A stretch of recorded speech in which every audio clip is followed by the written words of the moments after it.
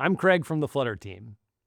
As a Flutter app grows in complexity, widgets in the source code spread across more files and classes, becoming harder to understand. Bugs become more likely to pop up, and performance is bound to be better on some screens than others.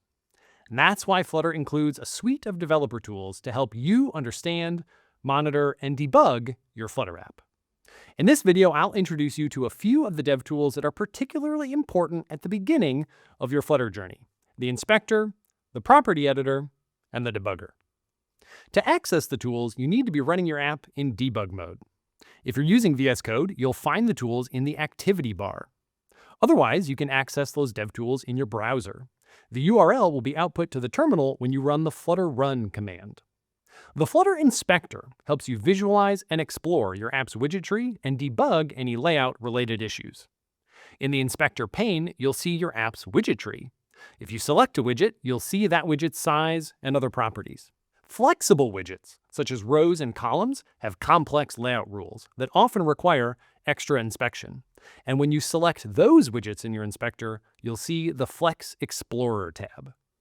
It displays why it and its children have the size and positions that they do. Here you can swap properties of the Flex widgets to see what effect it has on your layout. Across your Flutter development journey, you're likely to run into an undefined width or height error at some point. The Flex Explorer is a great place to start your investigation into that error. The inspector also provides useful debugging tools. You can highlight widgets as they are repainted, show layout guidelines and text baselines, or identify images that are larger than necessary, which can have a significant performance impact. Working alongside the inspector is the Flutter Property Editor, an IDE tool that allows you to inspect and change individual widget properties without updating your source code. This tool really helps nail that pixel-perfect design implementation.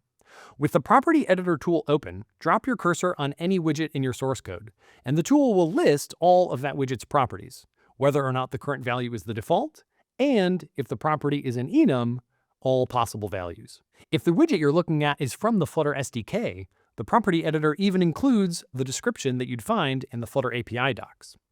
Having the API and description of a widget in a pane beside your code is often more convenient than stepping into source or looking up a widget on the docs site.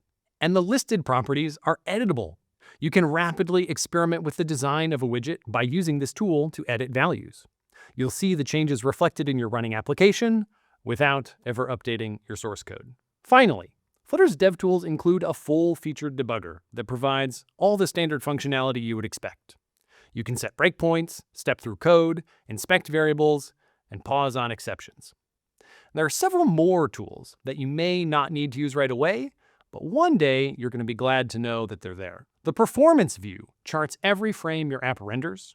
The Memory view helps you diagnose memory leaks and monitor your app's memory usage over time.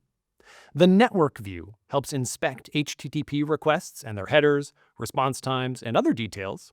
The Logging view consolidates all the logs from your app. The App Size tool helps you find opportunities to reduce, well, your app's total size. And the CPU profiler shows which functions are consuming the most CPU time.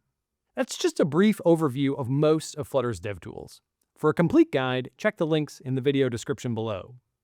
Because if you're anything like me, you write a lot of bugs, and you're going to need those tools.